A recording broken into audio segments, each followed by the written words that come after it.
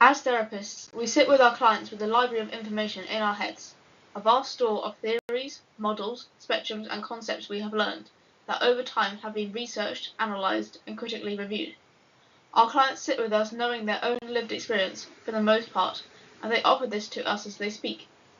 We are both in the room to hopefully make sense of things, to understand, to communicate. There is a third element that has an impact in the therapy room, especially now we live in such an expansive digital age.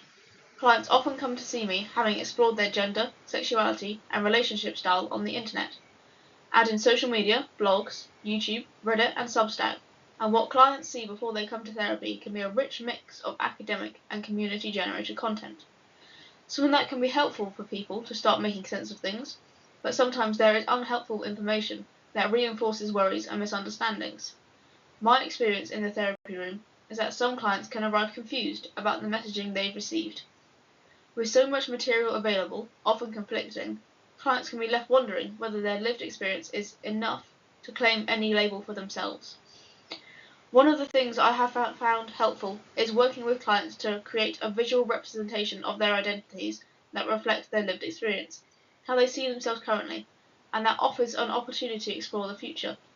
It's a creative piece of work that follows the lead of the client and allows them to customize the tool in any way they find helpful. I think of it as similar to a timeline, but with an allowance for intensity or frequency of either thought or action to play a part in the telling of their story. They choose the words with which they most identify and work through how these relate to each other.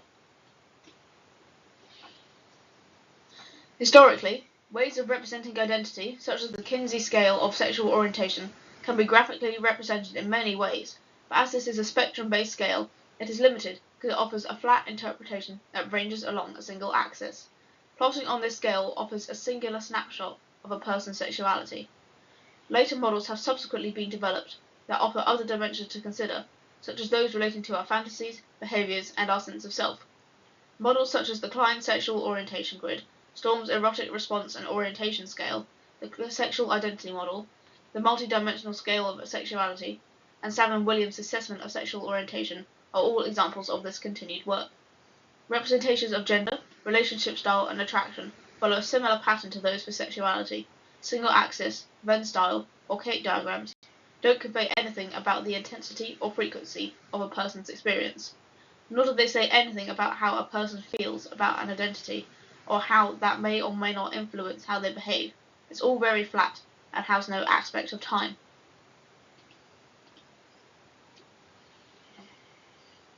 Sarah Yvonne Anders' work on ways to understand gender/sex and sexuality reveals the multidimensionality of people's expression of gender and sexuality. Sexual configuration theory represents lived experience in a much more complex way that reflects intensity of experience as well as the connection between partners, and Von Anders is keen to point out that there is no wrong way in which to use the SCT diagrams, which allows clients to freely express themselves.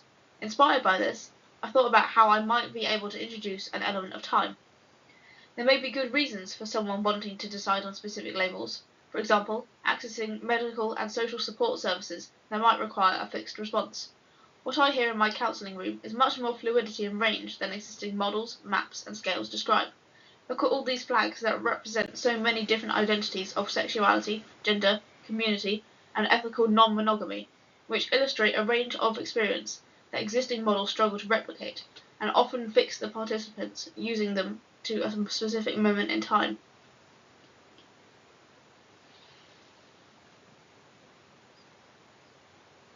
The tool I use in my therapy room uses space and space travel as a loose analogy for connections to identities or behaviours, incorporating elements of time and change to create a picture that clients can use to help make sense of their experience. There is a caveat that this tool utilises a very basic understanding of how space works. The idea isn't to replicate a scientifically accurate version of space and space travel, but rather give clients an opportunity to think about themselves in a way that frees their thinking about their identities in an expansive way. How to understand the tool. The client is a traveller in space. Their spaceship can move around freely or orbit particular planets. They can create a trajectory that allows them to visit certain planets regularly or infrequently. This movement allows a client to articulate fluidity or intensity or time.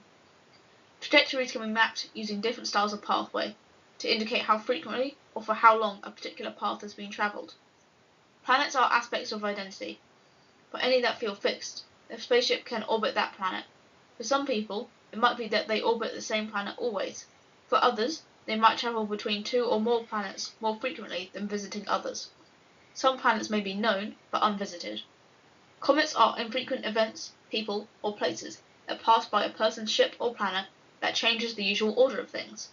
Clients can use this mechanism to describe change events in relation to particular circumstances. Space debris are the things that get in the way of smooth travel or orbiting. These can be relational, such as people, or societal barriers to living freely. Finally, there may be uncharted space. Planets without labels, directions not travelled, identities yet to be explored. This future element allows the inclusion of how things might be, as well as how things are now, and how things have been for anyone where this has changed. To see the tool in practice, here are 2 very simple examples that are based on several real people and used with their kind permission, but anonymised so any one individual cannot be identified. Fatima feels romantic attraction to women, but feels unsure about whether she feels sexual attraction. All her relationships so far have been with men, to whom she is also romantically attracted, and she is currently in a relationship with Eric. She enjoys sex on a physical level, but doesn't feel as emotionally connected as she understands that others do. A new work colleague, who is a woman, has been the subject of Fatima's erotic dreams. She's not sure if this means she is sexually attracted to women or not.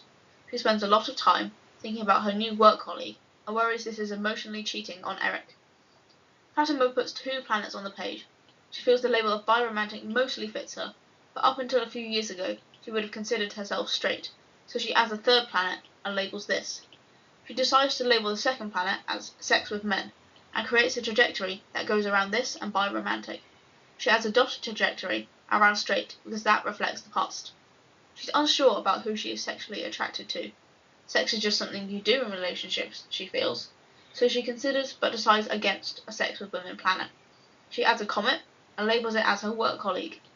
Although she knew about her romantic attraction towards women before, she feels having this new person in her life means she can't ignore those thoughts anymore.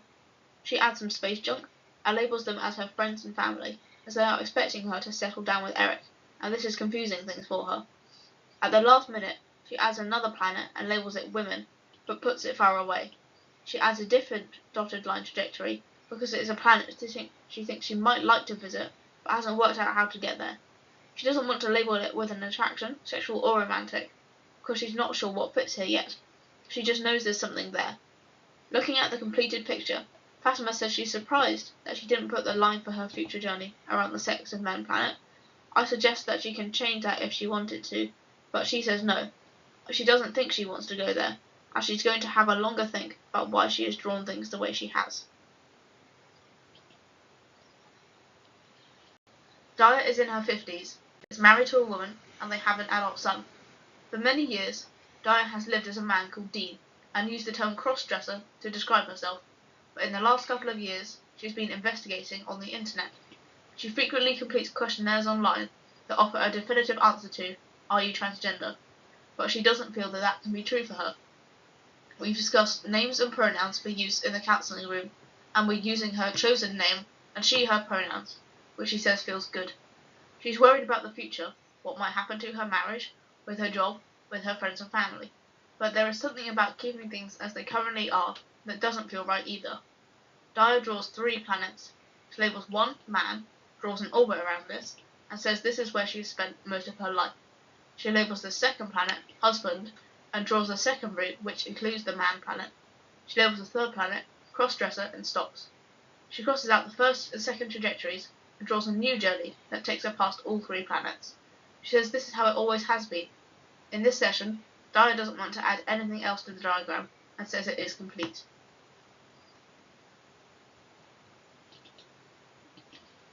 At the start of the next session, Daya says she wants to look at the drawing. After studying it, she says that she started to feel attracted to men. She says she can't be transgender, even though she enjoys dressing in women's clothes, being referred to with her chosen name, and she/her pronouns. She doesn't think she's ever really felt gender dysphoria, and she's always been happy with how her body looks. We discuss gender for some time, and she adds a planet but doesn't label it. She offers that it might be a sexuality planet, not a gender one, but ultimately doesn't give it a name. At the start of the next session, Daya asks to see the drawing again, and she adds a comment. She says that one time, while she was dressed as a woman, she had sex with a man. Although she really enjoyed this, she didn't repeat it because she has a wife and doesn't want to cheat on her. Daya adds a large piece of space junk between her ship and the unlabelled planet. She says it doesn't matter what the planet is called, because there's no way of getting there. She's not sure it's a destination she wants to go to, and anyway, she doesn't think she has the energy to power her ship past the obstacle. We reflect on names and pronouns, and Daya says she's preferred to stick to using her chosen name as she/her pronouns, at least for now while in the counselling room. She says Dean has a lot of things going for him, but Daya only has this. In these two examples, I hope you can see that this tool can be used by clients to help them make sense of what is going on for them. Some folks really warm to the idea of creating a spacescape that includes aspects of themselves, and I often hear at the start of the session our clients say they've been thinking about their picture and how they would like to add to it or change it in some way.